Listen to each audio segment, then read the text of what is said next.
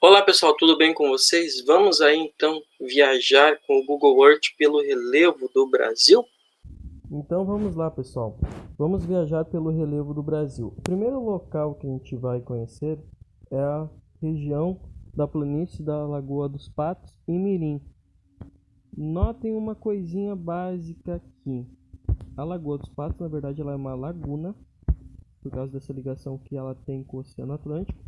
E a grande característica dessa região, quando a gente compara com o resto do litoral brasileiro, é que é uma região muito plana, de baixa altitude, com a presença de inúmeras lagoas.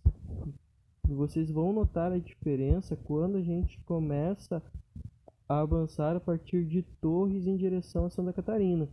Vocês vão notar a presença de um relevo de maior altitude próximo ao litoral e também a presença de diversas ilhas. O segundo lugar que a gente vai visitar fica também no Rio Grande do Sul, é um lugar chamado Caçapava do Sul. A gente vai numa região onde o relevo é um relevo de planalto, é a região do Planalto Sul-Rio-Grandense. Quais são as principais características deste local? São suas rochas cristalinas muito antigas, de bilhões de anos. Isso aqui é um escudo cristalino e está aí no planeta há bilhões de anos sofrendo o processo de intemperismo. O terceiro ponto que a gente vai, eu escolhi uma cidade chamada Salto do Jacuí para a gente percorrer o Rio Jacuí. Por que essa região?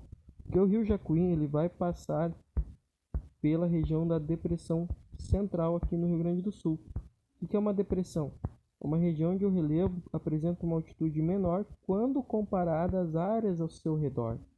No caso aqui do Salto do Jacuí, ao norte tem os planaltos e chapadas da Bacia do Paraná e ao sul tem o Planalto Sul-Rio-Grandense.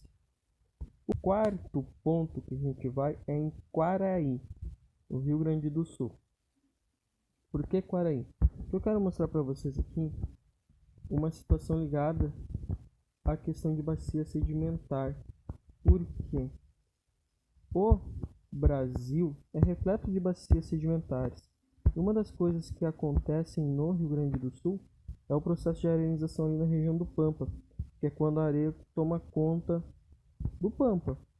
Isso ocorre pela exploração, principalmente pela pecuária, mas isso mostra um solo sedimentar de origem muito antiga. Lembrando que o Rio Grande do Sul, alguns milhões de anos atrás, foi um deserto. O nosso quinto ponto já é ao norte do Rio Grande do Sul, bem ao norte, que é o Quênio Fortaleza. Por que o Quênio Fortaleza? Porque o Quênio, na verdade, ele é uma espécie de depressão. Quênio é vale, e vale é uma depressão com um curso d'água ao fundo, ok? Essa região aqui é uma região de planalto, uma região alta e plana, muito próximo ao litoral. Vocês notem que como a altitude cai bastante em direção ao litoral. O sexto ponto é o Pico do Monte Negro, com 1.403 metros, que fica em São José dos Ausentes, é o ponto mais alto do Rio Grande do Sul. Interessante que ele fica ao lado do Quênio Montenegro. O importante é deixar clara a diferença, né, do conceito de altura e o conceito de altitude. A altura é o tamanho do relevo, tá? E a altitude é em relação ao nível do mar. Então, a altitude é de 1.403 metros quando a gente compara com o nível do mar, mas o tamanho dele é totalmente diferente. O nosso sétimo ponto, para vocês verem que não é só no Rio Grande do Sul que temos os cânions, nós vamos ao Quênio do Espraiado, lá em Santa Catarina. Tá? Entre o Rio Grande do Sul e Santa Catarina tem mais de 30 cânions. Esse cânion também ele acaba sendo um encontro do Planalto com o litoral. Notem que a altitude vai caindo de acordo que a gente avança em direção ao leste. O oitavo ponto, aí a gente já vai lá para o sudeste na Serra da Mantiqueira. Por que a Serra da Mantiqueira? Vocês podem ver aí. Essa região ela é um domínio morfoclimático que recebe o nome de Mares de Morro. É um antigo dobramento, ou seja, foi uma antiga montanha. E com o tempo, através do desgaste do intemperismo nas rochas, a altitude acabou diminuindo. E aqui ainda é uma das áreas mais altas do Brasil, onde a gente encontra muitos dos pontos mais altos do país, como por exemplo o Pico das Agulhas Negras. O nono local, a gente vai lá para o Nordeste, a gente vai falar agora da unidade 10 de relevo do Brasil, que é o Planalto da Borborema. São rochas cristalinas, é um relevo bastante antigo, tá? Ele contribui muito com o clima ali na depressão do... Ele contribui muito com o clima da depressão sertaneja de São Francisco, tá? Uma região próxima ao litoral que bloqueia boa parte da passagem de umidade do Oceano Atlântico.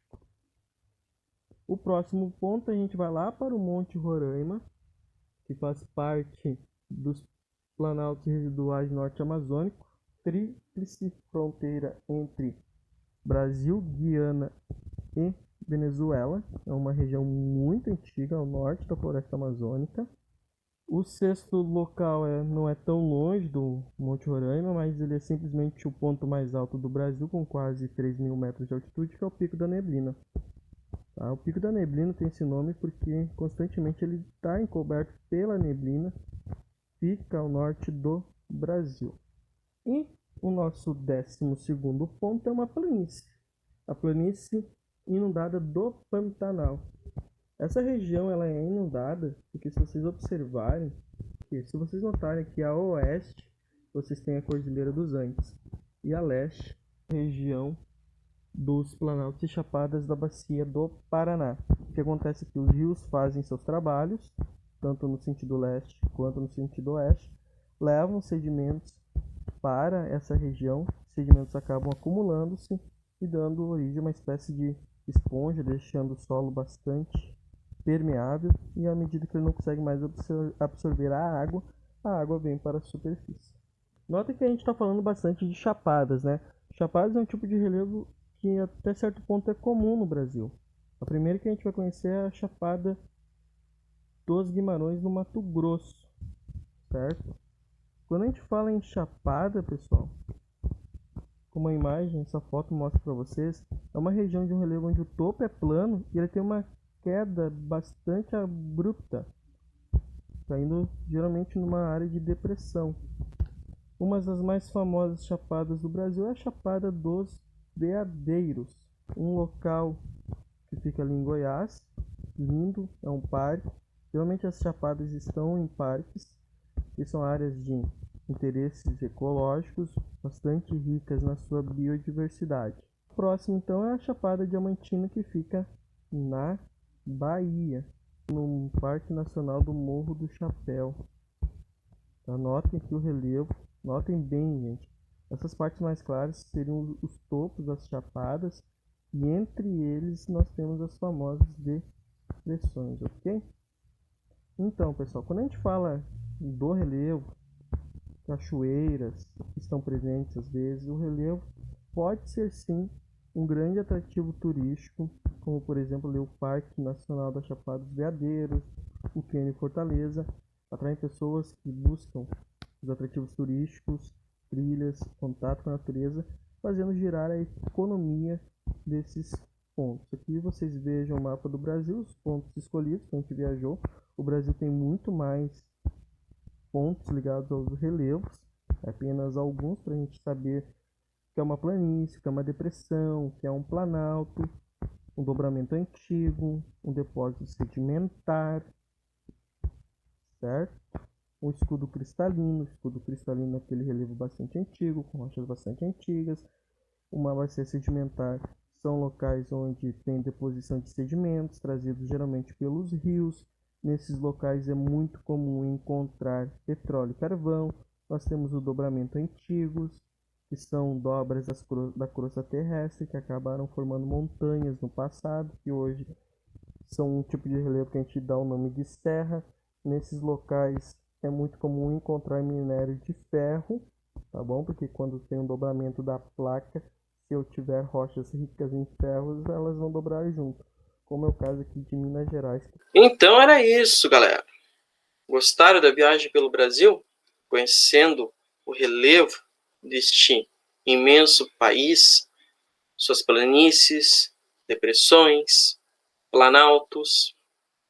Lembrando sempre que as mudanças elas são em milhões de anos, que uma vida humana não é suficiente às vezes para ver a transformação do relevo e que o relevo que está aí é o resultado da história geológica e natural do nosso país e do mundo, ok? Forte abraço!